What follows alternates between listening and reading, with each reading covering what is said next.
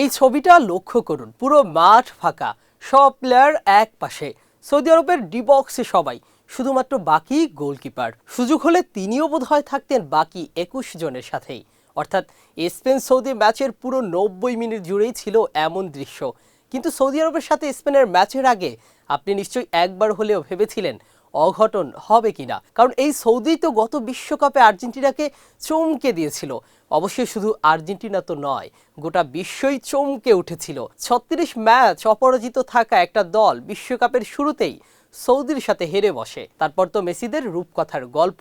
যাক, 22 বিশ্বকাপ রেখে 26-এ ফেরা যাক। এবার বিশ্বকাপের প্রথম ম্যাচ শেষে স্পেনকে নিয়ে একটু হলেও সন্দেহ নিশ্চয়ই তৈরি হয়েছিল আপনার মনে। কেপ ভার্দের মতো দলের বিপক্ষে পয়েন্ট হারানোর পর অনেকেই ভেবেছিলেন ইউরোপের চ্যাম্পিয়নদের কি তাহলে কোথাও একটা সমস্যা আছে? বিশ্বকাপের চাপটা কি তাদের কাঁধে খুব বেশি ভারী হয়ে যাচ্ছে? ওভারফ্লো কিংবা লিকেজের ঝামেলা?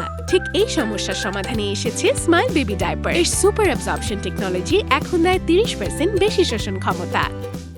কারণ লুইস দে লা ফুয়েন্তার এই দলটাকে নিয়ে এবার প্রত্যাশাটা অনেক বেশি। 2010 বিশ্বকাপে চ্যাম্পিয়ন হওয়ার পর 4টা বিশ্বকাপে নিজেদের মেলেই ধরতে পারেনি স্প্যানিশরা। 26-এ এসেও শুরুতেই সেই হোঁচট খাওয়া। কিন্তু সৌদি আরবের বিপক্ষে স্পেন যেন জানান দিল তারা শুধু নামের ভারে হাইপ তুলেনি, পারফরমেন্সও করতে পারে। ম্যাচের শুরু থেকেই মনে হচ্ছিল নিজেদের হারানো ছন্দ খুঁজে পেতে মরিয়া হয়ে নেমেছে লা রোজারা। শুরু থেকে বল তাদের পায়ে, খেলার গতি তাদের নিয়ন্ত্রণে ছিল। আর সৌদি আরব যেন শুধু সেই আক্রমণের ঢেউ সামলানোর চেষ্টাই করে গেছে। একের পর এক আক্রমণে স্পেন বুঝিয়ে দেয় প্রথম ম্যাচের ফলটা ছিল অঘটন, আর এটাই বাস্তবতা। বিশেষ করে লামিন ইয়ামাল ম্যাচের মাত্র 10 মিনিটে পেয়ে গেলেন নিজের বিশ্বকাপ ক্যারিয়ারের প্রথম গোলটা।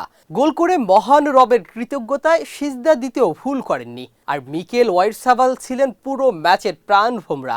স্পেন যখনই সামনে গেছে কোনো না কোনোভাবে জড়িয়েছিল তার নাম। তবে শুধু গোলের সংখ্যাটা দেখলে ভুল হবে। স্পেনের আসল শক্তি ছিল তাদের খেলার ধরনে। ছোট ছোট পাস, তিকি-তাকা ফুটবলের জন্যই তো বিখ্যাত এই দলটা। প্রতিপক্ষকে দৌড় করিয়ে ক্লান্ত করে ফেলা। পুরো ম্যাচ জুড়েই দেখা গেছে সেই চিরচেনা স্প্যানিশ দর্শন। প্রথম ম্যাচের হতাশা মুছে দিয়ে স্পেন যেন পুরো বিশ্বকে মনে করিয়ে দিল বিশ্বকাপ জিততে চাইলে শেষ পর্যন্ত তাদের হিসাবের মধ্যেই রাখতে হবে। যে কোনো দলের চ্যাম্পিয়ন হওয়ার আগে মুখোমুখি হতে হবে লুইস দে লা ফুয়েন্তের লা রোজাদের তিকি-তাকা ফুটবলকে।